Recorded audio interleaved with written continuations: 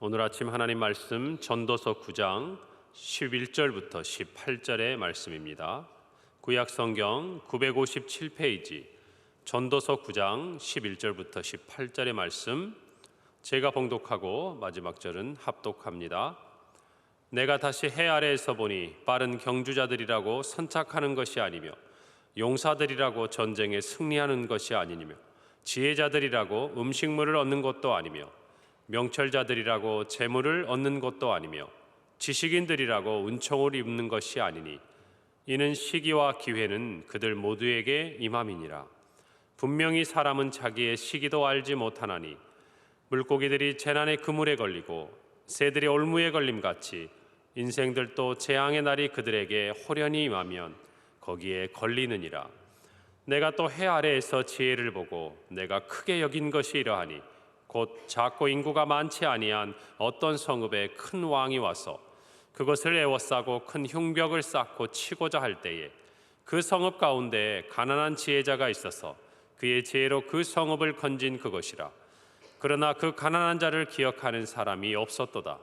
그러므로 내가 이르기를 지혜가 힘보다 나으나 가난한 자의 지혜가 멸시를 받고 그의 말들을 사람들이 듣지 아니한다 하였노라. 조용히 들리는 지혜자들의 말들이 우매한 자들을 다스리는 자의 호령보다 나으니라. 함께 읽습니다. 지혜가 무기보다 나으니라. 그러나 죄인 한 사람이 많은 선을 무너지게 하느니라. 아멘.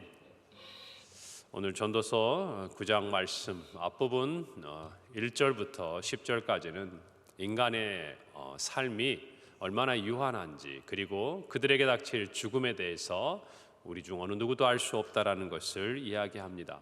이제 전도자는 우리의 삶에 대한 이야기를 합니다. 우리가 세상에서 어떻게 해야 승리할 수 있고 또 승리하고 성공한 그것을 누리고 살 수 있는가.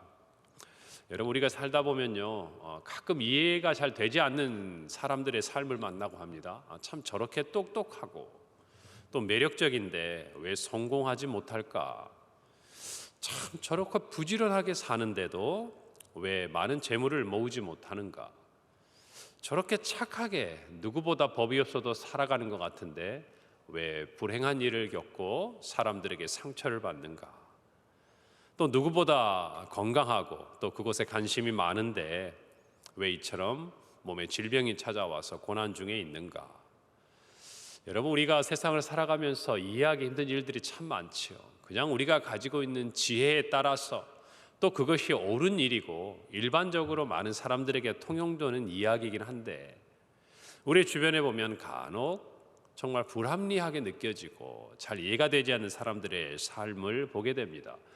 세상의 이치도 마찬가지죠.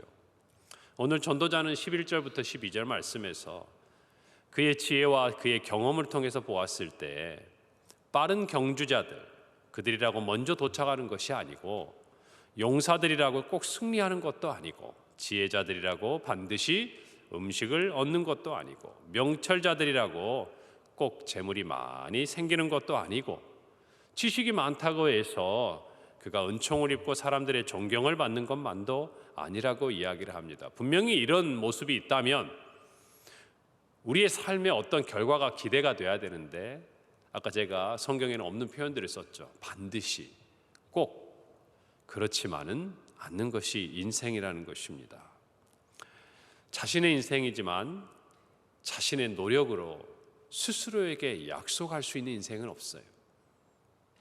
이 의미를 아시겠어요? 우리가 가진 우리의 삶이지만 내 힘과 내 노력으로 내 자신에게 약속할 수 있는 능력이 저와 여러분에게는 없다 이겁니다. 빨리 다룰 수 있는 능력을 가져서 일반적인 경우는 남들보다 조금 빨리 갈 수 있는 것을 인정합니다.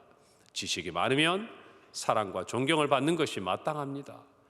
또 정말 여기 표현에 있는 것처럼 힘이 센 용사라면 승리의 전쟁에 승리를 가져올 수 있는 확률이 높아요. 여러분, 그러나 그것은 어디나 기대할 수 있는 것이지 약속할 수 있는 게 아니라는 겁니다. 여러분, 저와 여러분이 한 해를 마무리하고 또 우리 인생의 살아온 시간들을 한번 되돌아보십시오. 우리가 애쓰고 노력한 그대로, 우리의 기대대로 우리의 삶이 꼭 펼쳐지는 것만은 아니지 않습니까? 우리가 예상하지 못했던 여러 가지 고난과 어려움과 재난들이 어쩌면 길가의 돌부리처럼 우리 인생에 곳곳에 놓여 있지 않습니까? 이제 좀 되었다 싶은데 생각하지 못한 일들이 우리에게 찾아옴으로 인해서 지난 모든 수고와 또 내가 가진 능력과 모든 힘이 지푸라기처럼 아무것도 의지할 수 없는 존재라는 것을 깨닫게 되는 것이 인생 아니겠습니까? 전도자는 이와 같은 빠른 경주자, 용사, 지혜자, 명철자, 지식인들에 대한 이야기를 하면서 우리 인생이 이와 같이 불확실하다는 이야기를 하는 거예요. 우리 스스로에게 무엇도 약속할 수 없는 존재라는 것을 깨달으라고 이야기하고 있는 것입니다.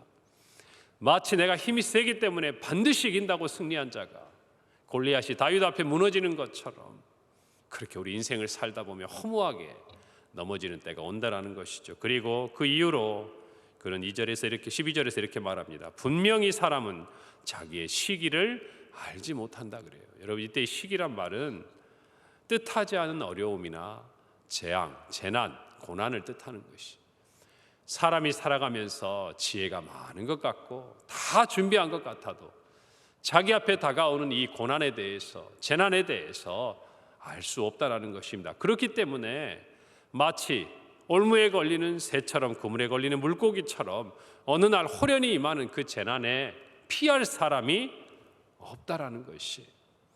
그래서 우리는 이런 이야기를 하죠. 어떻게 나에게 이런 일이, 어떻게 우리 가정에 이런 일이, 어떻게 우리 교회에 이런 일이 생기는가, 어떻게 우리나라와 이 민족 가운데 이런 어려움과 재난이 생기는가. 우리는 알 수 없다라는 것이. 다만 준비하고 대비할 수는 있을지 모르지만 그것이 우리 스스로에게 반드시 안전하고 그것이 우리가 노력한 것에 대한 분명한 보상을 얻는다고 약속해 줄 수는 없는 것이에요. 누가요? 우리 자신이 그렇다고 말입니다. 전도자는 그것을 깨달으라는 것입니다. 여러분, 우리가 살다 보면 남의 일처럼 느껴지는 일들이 있잖아요. 그런데 어떤 일들은 우리 인생 가운데 만나고 맞닥뜨리게 되는 상황들이 있어요. 그렇게 되어서야 비로소 다른 사람들의 아픔과 고통과 슬픔에 대해서 조금이나마 이해하는 것 아니겠습니까? 그러면서 조금씩이나마 우리가 가진 것들을 내려놓게 되고, 그러면서 조금씩이나마 우리의 인생이 겸손하게 되고, 우리의 삶에 대해서 정말 하나님 앞에 어떻게 우리가 서야 할 것인가를 특별히 성도들은 깨닫게 되는 것 아니겠습니까? 오늘 이 말씀을 통해서 전도자가 우리에게 주는 지혜의 말씀에 귀를 기울이기를 바랍니다. 형통할 때 우리는 착각할 수 있어요. 내 힘으로 한 것 같고 내 능력으로 한 것 같습니다. 내가 승승장구할 때 여기까지 온 것이 내 땀과 수고인 것 같아요. 그러나 보이지 않는 그물과 우리가 알 수 없는 올무 가운데서도 우리를 보호하시고 지켜주신 하나님의 그 은혜를 그 속에서 발견할 수 있다면 저와 여러분의 삶은 하나님의 보호하심 가운데 거하리라고 믿습니다. 오늘 이 말씀에서 우리가 스스로를 돌아볼 수 있기를 바라는 것이에요. 인생에 있어서 성공, 사람의 지혜나 능력에 있다고 말할 수 없습니다. 오직 하나님을 의지하는 것, 하나님을 신뢰하는 것. 여러분, 그래서 잠언 3장 5절 말씀에 너는 마음을 다하여 여호와를 신뢰하고 내 명철을 의지하지 말라 얘기합니다. 그리고 여호와를 아는 것이 지혜의 근본이고 지식의 근본이라고 이야기하면서 거룩한 자를 아는 것 또한 그것이 우리에게 있어서의 지혜라고 명철이라고 이야기하는 것이 잠언 곳곳에 설명이 되어 있습니다. 사랑하는 성도 여러분, 우리 인생이 형통함 가운데 있습니까? 내 능력이 아닌 것을 겸손하게 인정하세요. 내 인생이 알 수 없고 뜻하지 않은 고난 가운데 있습니까? 이것이 인생이라는 걸 깨닫는 것이 지혜입니다. 그리고 거기서 멈추는 것이 아니라 여호와를 바라보고 신뢰하는 것이 우리가 얻어야 될 참 지혜인 줄로 믿는 것입니다.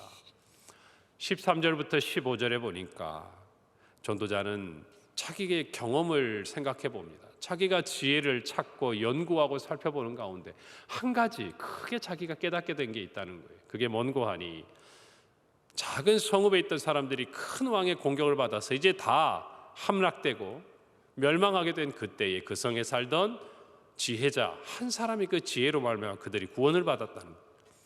그런데 여기까지는 우리가 이해할 수 있는, 지혜에 있어서의 정말 소중하고 귀하고 탁월함에 대해서 이해할 수 있는데, 그가 크게 느낀 것은 그 지혜가, 그 한 사람의 지혜가 많은 사람을 구했다는 사실이 아니라 그가 지혜로 행한 이 모든 일을 사람들이 잊어버린다는 거예요.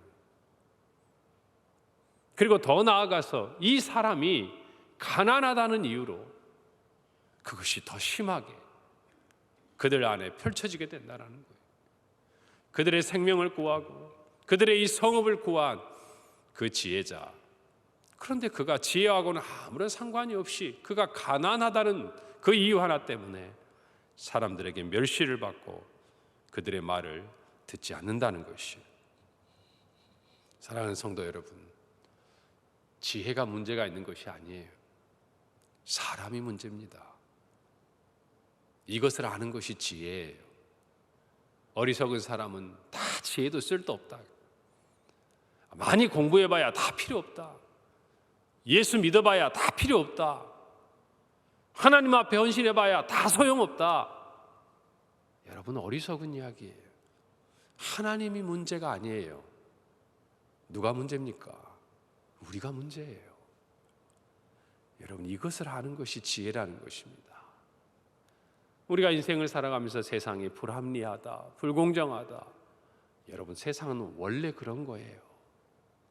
원래 그런 거예요. 이것을 무슨 자주 섞인 말처럼 허무주의에 빠져서 하는 얘기가 아닙니다. 그렇기 때문에 저와 여러분은 사람을 바라보지 않고 하나님을 바라보는 인생이 되어야 한다는 것이에요.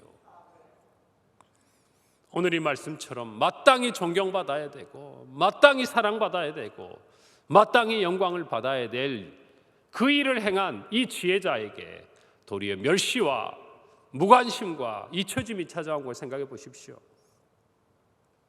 이 세상에 있는 지혜가 또한 우리에게 모든 것을 보장해 주는 것은 아니라는 것입니다. 지혜가 문제가 아니에요. 사람들이 문제라는 것입니다. 그래서 예수님께서는 마태복음 7장 6절에 거룩한 것을 개에게 주지 말며 너희 진주를 돼지 앞에 던지지 말라. 그들이 그것을 발로 밟고 돌이켜 너희를 찢어 상하게 할까 염려하라고 이야기합니다. 우리에겐 지혜가 필요해요. 세상을 살아가면서 예수님께서는 뱀처럼 지혜롭고 비둘기처럼 순전하라고, 순결하라고 말씀하셨습니다. 여러분, 이 두 가지가 우리에게 다 필요한 이유가 있는 것이에요. 이 세상을 살아가면서 저와 여러분에겐 지혜가 반드시 고귀하고 필요합니다. 그러나 그 또한 우리가 많은 지혜를 가졌다고 해서 우리의 인생 가운데 우리가 기대하는 어떤 것들이 반드시 주어지는 것은 아니라는 것입니다. 여러분, 여기서 우리는 깨달아야 돼요. 우리가 아무리 지혜가 있고 우리가 아무리 믿음을 따라 살고 그 어떤 것을 따라 살든 우리에게 약속된 하나님의 약속, 그 승리는요, 그 축복은요, 이 땅에서 많은 사람들에게 인정을 받고 영광을 받고 오래 살고 성을 얻고 승리하고 많은 재물을 갖고 이 땅에 있는 사람들에게 칭찬 듣는 것이 아니라는 것입니다. 저와 여러분이 알아야 될 참 지혜, 저와 여러분이 인생 가운데 가져야 될 이 지혜를 통해 얻는 교훈은 이 땅에 있는 것들은 다 헛된 것들이라는 거예요. 무엇도 기대할 수 없는 것들이라는 것이에요. 잠깐의 기쁨과 즐거움과 위로를 줄 수 있을지 모르지만 그것이 영원하지 않다라는 것입니다. 저와 여러분 모두가 영원하신 하나님 앞에서 이 땅의 지혜가 아니라 하늘의 지혜를 바라보고 살아가는 은혜가 있기를 간절히 바랍니다. 여러분, 그러나 조금 전에 말씀드린 대로 지혜는 고귀하고 소중한 것이에요. 18절에 보면 지혜가 무기보다 낫다 그랬습니다. 이 땅에 있는 것은 상대적인 개념이에요. 무엇보다 나은 것일 뿐이지 그 자체로 영원한 것은 없어요. 그것은 우리가 하나님 앞에서 누리게 될 것이기 때문에 그렇습니다. 여러분, 그런데 하반절에 이어지는 말씀에 이런 표현이 있어요. 그러나 죄인 한 사람이 많은 손을 무너지게 한다 그랬습니다. 여러분, 이것도 참 허무하고 헛된 일이에요. 수많은 사람들이 수고해서 애써서 많은 선한 일들을 하고 수많은 지혜자들이 많은 일들을 이루어 놓았는데 한 사람, 죄인 한 사람이 그동안의 모든 지혜를 허망하게 무너뜨린 일을 하곤 한다는 것입니다. 여러분, 그러니 우리의 이 선한 모든 일도 귀한 지혜도 허망하다는 것이, 그런다고 해서 결코 허무에 빠지라는 얘기는 아닙니다. 그것을 알라라는 것이 결국 뭐죠? 우리가 이 시대를 살아가면서 어떤 일을 할 거예요? 선한 영향력을 끼칠 것입니다. 여러분, 그러나 그것이 영원한 것은 없어요. 영원한 것은 없습니다. 나라의 흥망성쇠를 보십시오. 대제국들이 영원한 거 보셨습니까? 무너질 때는 순간이에요. 물론 썩어서 나중에 환부를 도려내는 상황이 되겠지만 결정적인 그 방아쇠를 당기는 한 사람의 실수와 잘못이 나락으로 떨어지게 하는 것을 우리 역사를 통해 배우지 않습니까? 우리의 가정도 마찬가지. 아무리 애써도 한 사람의 정말 상처와 한 사람의 잘못된 행동으로 말미암아 온 가족이 고통을 당하는 일이 얼마나 많습니까? 교회도 마찬가지. 여러분, 교회가 100년의 영광을 가져가는 교회가 없습니다. 유럽의 교회들을 보십시오. 한때는 부흥하지만 그 부흥이 한결같이, 그 영광이 한결같이 100년을 가는 교회가 없어요. 이제는 그 영광만 남은 교회들이 대부분입니다. 여러분, 저는 근데 그것도 뜻이 있다고 봐요. 저와 여러분이 우리 당대에는 어찌하든지 하나님께서 이 교회의 영광을 보게 해달라고 애써야 합니다. 그것이 맞아요. 그거 다 쓸데없는 일이야, 다 지나가는 일이야. 하나님 이걸 원하시는 게 아니에요. 우리의 당대에 우리에게 주신 사명이 있다면 그 영광을 바라보도록 함께 나아가는 것이, 왜냐하면 그 노력은 결코 헛되지 않을 것이기 때문에 그렇습니다. 여러분, 그러나 우리에게 진짜 중요한 게 뭐죠? 하나님께서 나로 하여금 이 교회를 사랑하게 하셨다는, 그것이면 충분한 거예요. 그것을 위해 최선을 다하는 것이에요. 다만 그 모든 것은 누구의 손에 있는 겁니까? 하나님의 손에 있는 것입니다. 그러니 내가 어디 교회를 다니고 우리 교회가 어떻다는 것을 자랑하고 내 마음에 긍지를 가지고 살아가는 것 귀한 일이지만 그 또한 하나님의 은혜일 뿐이라는 것을 고백해야 돼요. 하나님이 지켜주신 거예요. 하나님이 붙들어 주신 거예요. 그리고 어느 한 교회, 어느 한 나라가 여러분 흥망성쇠를 거쳐가지만 한 제국이 무너지면 어떤 일이 일어납니까?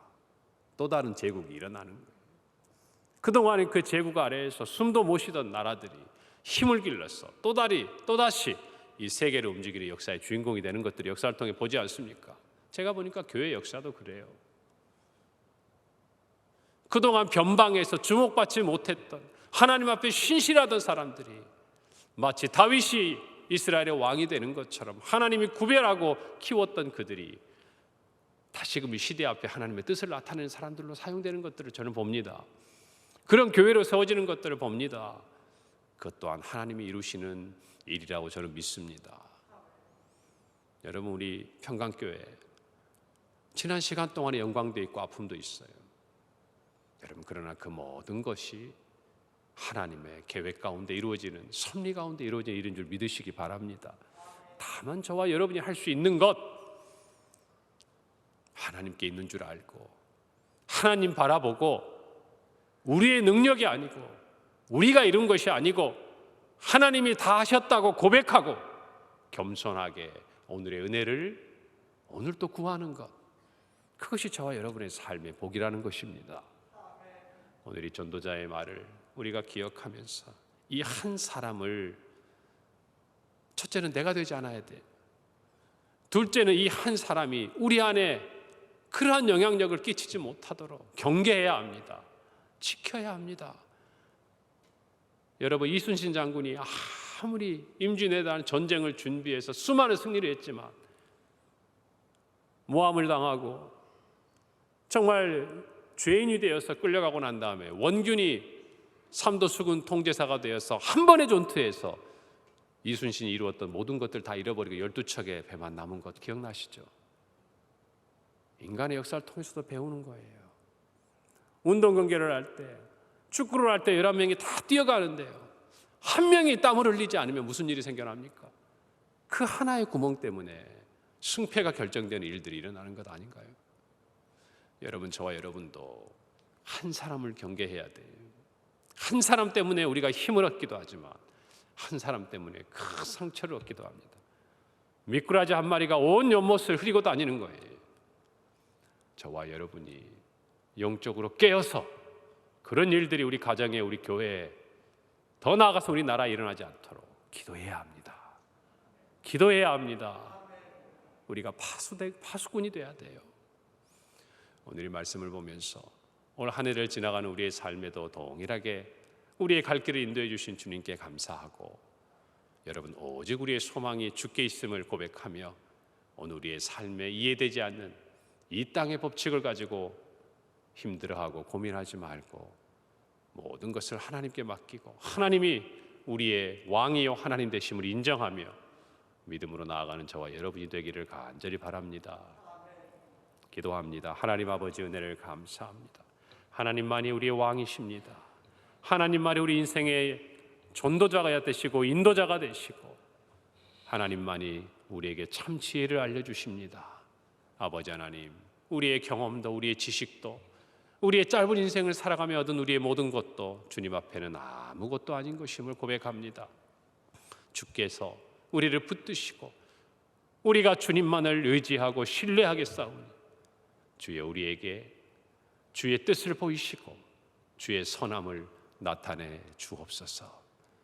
감사드리고 예수님의 이름으로 기도하옵나이다. 아멘.